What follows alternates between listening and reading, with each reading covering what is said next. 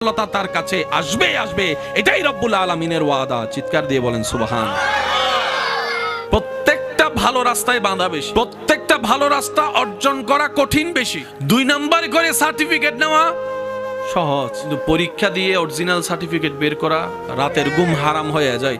যেটা যত তাড়াতাড়ি আসে সেটা তত তাড়াতাড়ি, সেজন্য তাড়াহুড়া করিও না। যা করবা জীবনে আস্তে আস্তে করো, ধৈর্যের সাথে করো, আস্তে আস্তে করো, স্থির হয়ে করো।